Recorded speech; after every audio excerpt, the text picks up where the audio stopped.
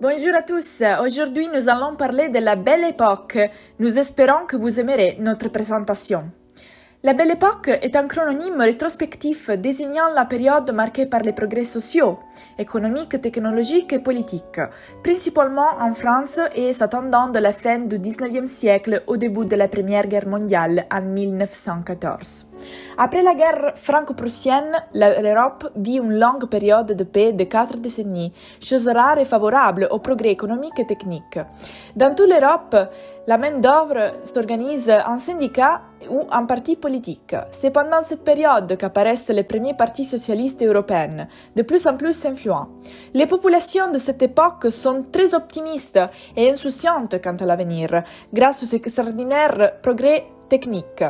Le positivisme et le scientisme ont fait leur apparition. La Belle Époque se fera sentir essentiellement sur les boulevards des capitales européennes, dans les cafés et les cabarets, dans les ateliers et les galeries d'art, dans les salles de concert et les salons fréquentés par une grande bourgeoisie qui profite des progrès économiques.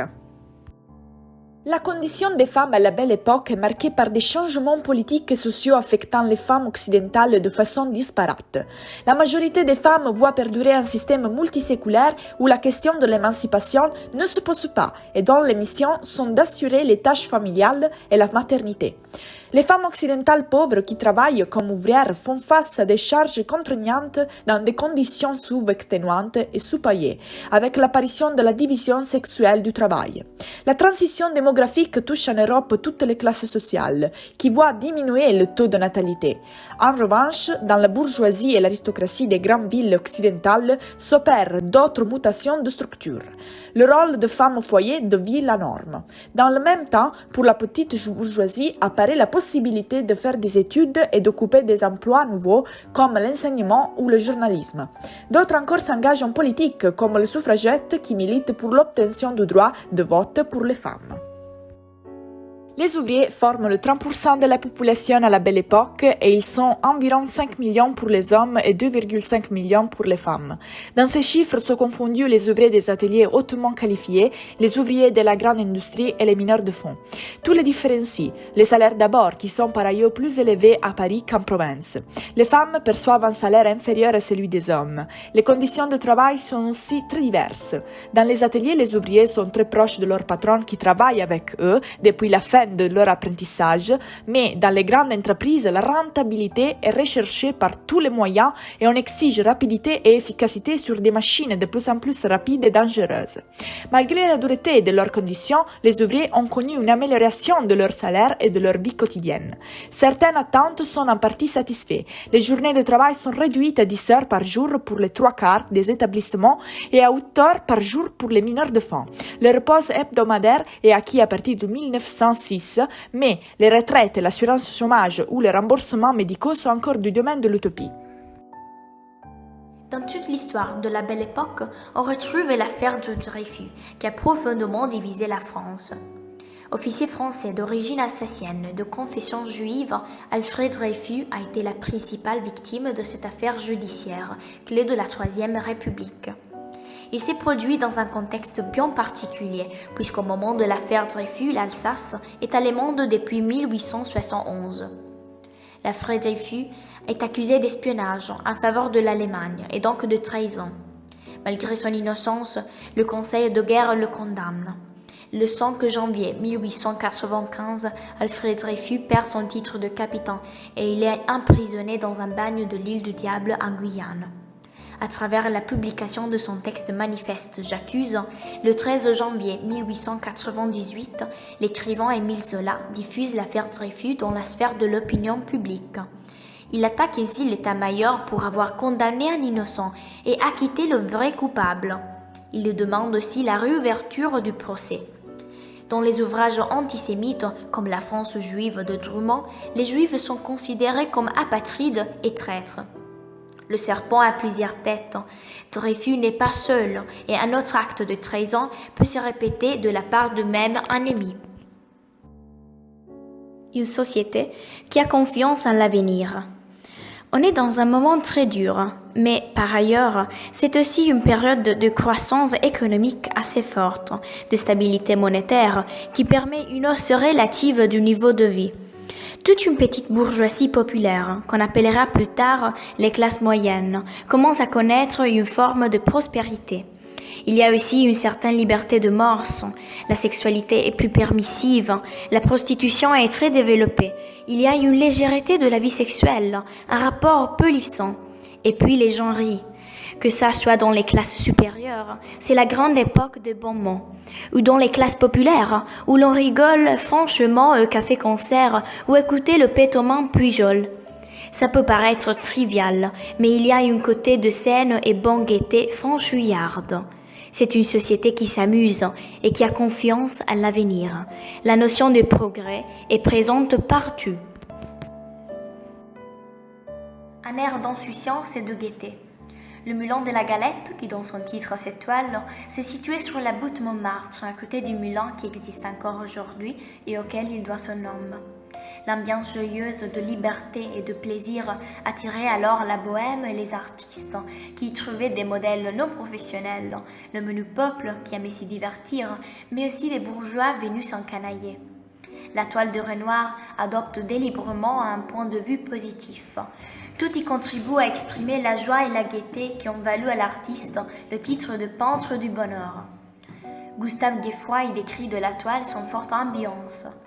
Le Moulin de la Galette est l'un de ses complets résumés d'observations vitales et d'ambiance lumineuse. Griserie de la danse, du bruit, du soleil, de la poussière d'une fête en plein air. Un rythme tourne et s'immobilise les robes roses, bleu clair, bleu sombre, noir. Toutes les pauvres héroïnes de romance aux fins visage, aux mains expressives, aux attitudes légères envolées ou lasses, qui expriment l'espoir, l'ivresse, l'abandon, le farouche ennui. C'est l'atmosphère de la belle époque. Parcs et jardins parisiens. C'est le moment de la végétalisation de la ville. Les grands travaux menés à Paris par le baron Haussmann ont modélé un nouveau paysage urbain dans lequel l'arbre joue un rôle essentiel. Aux plantations d'arbres le long des avenues et des rues s'ajoute en effet l'aménagement de bois et de plusieurs parcs. Ces nouveaux espaces sont conçus comme des lieux de promenade et de détente, et les Parisiens les adoptent sans tarder. Tant Jean Béraud et Henri Gervais que leurs confrères moins connus Ludovic Vallée se font dans ces trois tableaux les chroniqueurs fidèles de la vie parisienne à la belle époque. Le tableau de Béraud a pour thème la bicyclette, synonyme de liberté, alors qu'une soirée au Prix Catelan prolonge en quelque sorte cette exploration des lieux de sociabilité du beau monde. Ces tableaux nous montrent la nature avant tout un lieu de pratique sportive, c'est-à-dire de réconciliation avec son corps. Certes, la volonté d'être à la mode est sans doute leur motivation première, mais le sport est plus qu'un passe-temps anodin. Il libère de bien des contraintes et la nature se transforme alors en espace de liberté. L'Art Nouveau ou Modern Style est un mouvement artistique de la fin du XIXe siècle et du début du XXe siècle qui s'appuie sur l'esthétique des lignes courbes. Né en réaction contre les dérives de l'industrialisation à outrance et la reproduction sclérosante des anciens styles, c'est un mouvement soudain, rapide, qui connaît un développement international. S'il comporte des nuances selon les pays, ces critères sont communs. L'Art Nouveau se caractérise par l'inventivité, la présence de rythme, couleurs, ornementation inspirée des arbres, des fleurs, des insectes, des animaux et qui introduisent du sensible dans les décors quotidiens. C'est aussi un art total en ce sens qu'il occupe tout l'espace disponible pour mettre en place un univers personnel considéré comme favorable à l'épanouissement de l'homme moderne à l'aube du XXe siècle.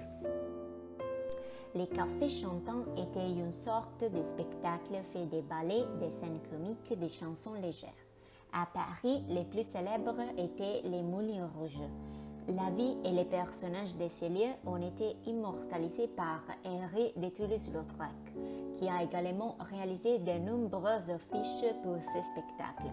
Les Moulins Rouges est un cabaret parisien fondé en 1889. Les premières années du Moulin Rouge sont marquées par des spectacles extravagants, inspirés du cirque. Par exemple, les duos comiques entre un clown blanc autoritaire et un Auguste noir souffrent de l'heure, rôti et chocolat. Les cancans est un type de danse d'origine française qui a gagné popularité pendant la Belle Époque. Les danseurs alignaient les uns à côté des autres au moment d'une musique très rapide et rythmée, levaient rythmiquement leurs jambes. La Belle Époque symbolise la splendeur d'une période dorée à la fin du XIXe siècle en Europe, marquée par l'optimisme, le bonheur, la paix et la liberté. C'était un modèle de progrès, d'innovation et de développement culturel. L'art et la musique s'inspiraient de la nature et la Belle Époque dégageait élégance et style. Les compositeurs parisiens de l'époque ont eu un impact majeur sur la musique européenne, l'éloignant du romanticisme vers l'impressionnisme dans la musique et le modernisme. Les compositeurs français les plus célèbres de la fin de la Belle Époque à Paris étaient Claude Debussy. Les compositeurs les plus révolutionnaires à travailler à Paris étaient les Russes Igor Stravinsky. Il a d'abord atteint une renommée internationale avec 3 ballets joués à Paris. Ce qu'on s'accorde à nommer la Belle Époque, c'est aussi le temps des inventions techniques, technologiques, industrielles, de l'aviation, du téléphone et du cinéma. Le cinéma est officiellement né à la fin du XIXe siècle, en 1895, de la rencontre d'innovations dans le domaine du support photographique. À cette époque, de nombreux chercheurs tentaient depuis longtemps de mettre les images en mouvement. En 1891, le kinétoscope de l'américain Thomas Edison permettait même de visualiser un film, mais le système impose aux spectateurs de les regarder seuls, debout les écoller à une grosse boîte. Ce sont deux frères, Auguste et Lumière, qui furent les premiers à trouver un appareil permettant à la fois de capturer les images et les premiers trouvés à projeter tous. Ils l'appelèrent le cinématographe. La première projection publique et payante du cinématographe eut lieu le 28 décembre 1895, dans le salon indien du Grand Café, boulevard des Capucins. Ce soir-là, une trentaine de spectateurs payèrent un franc pour regarder 10 films d'environ 1 minute chacun. Le premier film, intitulé La sortie de l'usine Lumière, montre que les ouvriers et les employés des frères Lumière sortant de leur usine. Le succès fut immédiat. Lumière a tourné beaucoup de ces petits films, pour lesquels il est connu. La Corsaire à causer, Partie des cartes, Arrivée d'un train à Cheta par exemple. Ces petits films représentaient des scènes de la vie quotidienne d'un bourgeois. À sa naissance, le cinéma est mieux, mais la barrière de la langue n'existe pas puisque l'image est universelle. Le cinéma va pourtant connaître dans cette période des évolutions majeures. Ainsi, l'un des premiers à envisager le cinéma non plus comme un témoignage mais comme un art est Georges Méliès. Il utilise les trous et astuces en usage dans le monde des illusionnistes et les adapte pour le cinéma. Il signe ainsi en 1902 les premiers films de science-fiction, Les Voyages dans la Lune. La Belle Époque constitue un pivot pour l'innovation avec le développement rapide des découvertes scientifiques. Simulée par la seconde révolution industrielle, soutenue par les États et les grands industriels, les recherches s'accélèrent, en particulier en chimie, en métallurgie et dans le domaine de l'électricité. En France, on peut trouver les personnages de Louis Pasteur, chimiste de formation, qui sera à l'origine des plus formidables révolutions scientifiques du XIXe siècle, dans le domaine de la biologie, l'agriculture, la médecine ou encore l'hygiène. En commençant ses recherches sur la cristallographie, Pasteur s'engagera sur un schéma jalonné de découvertes qui le conduiront à la mise au point du vaccin contre la rage. En outre, la découverte de la radioactivité s'inscrit dans ce contexte de recherche sur la composition de la matière. Marie Curie a donné le nom de radioactivité à la propriété que possèdent certains éléments de se transformer spontanément en émettant de l'énergie. En 1898, Pierre et Marie Curie réussirent à extraire des minéraux d'uranium deux éléments beaucoup plus actifs que celui-ci, le polonium et le radium. Marie Curie fut couronnée 2 fois de prix Nobel. C'est éteinte dans le leucémie en 1934, une maladie très certainement liée au rayonnement puissant émis par le radium. Il y a aussi beaucoup d'innovations technologiques, comme la bicyclette, qui fait son apparition à la fin du XVIIIe siècle, sous une forme presque identique à celle que l'on connaît aujourd'hui. Dans un premier temps, et c'est vrai la bourgeoisie, la pratique du vélocipède s'est largement répandue à partir des années 1890. On compte en effet alors plus que 1,5 million de bicyclettes en France. Connaissez alors sa belle époque, le vélo c'est cependant encore plus quelque temps considéré comme un loisir poli et élégant. Ainsi, le 9 octobre 1890, dans le parc d'un château proche de Paris, Clément aidait les élèves au-dessus du sol à bord d'un engin moteur et hélice. Dénommé Éole, cet engin en forme de chauve-souris permet à l'inventeur français d'accomplir un bond de 50 mètres. Il a baptisé l'avion. Le mot vient du latin avis, qui signifie oiseau. C'est la première fois qu'un homme réussit à s'envoler à bord d'une machine plus lourde que l'air. À partir de cette période, recherche et innovations techniques vont se succéder rapidement en France, qui était à la pointe de l'automobile. L'automobile est une invention technologique majeure qui a considérablement modifié les sociétés de nombreux pays au cours du XXe siècle. Par exemple, la Panhard et l'Evansor type A est une automobile de constructeur automobile français. Elle est considérée la première voiture à moteur à essence produite en série de l'histoire de l'automobile. L'automobile s'est progressivement imposée dans les pays développés, comme le principal mode de transport pour la circulation des individus et des marchandises. La croix parisienne de 1910 a atteint la hauteur de 8,5 mètres. C'était la deuxième croix la plus élevée enregistrée dans l'histoire de Paris. Elle a reçu beaucoup plus d'attention que les inondations précédentes, en grande partie à cause de l'avènement de la photographie et de la presse internationale. L'inondation a arrêté les métros parisiens et a coupé les réseaux électriques et téléphoniques de la ville. Le 28 juin 1914, la nouvelle parvint à Paris de l'assassinat de l'archiduc François-Ferdinand d'Autriche par des nationalistes serbes à Sarajevo. La Russie, la Grande-Bretagne et la France sont entrées en guerre contre l'Autriche-Hongrie et l'Allemagne. L'armée allemande s'approche rapidement de Paris. Les avions ont largué des bombes le 31 août et le 1er septembre. Pour les Parisiens, 4 années de guerre et de difficultés les attendent. La belle époque n'est devenue qu'un souvenir. Nous vous remercions pour votre attention.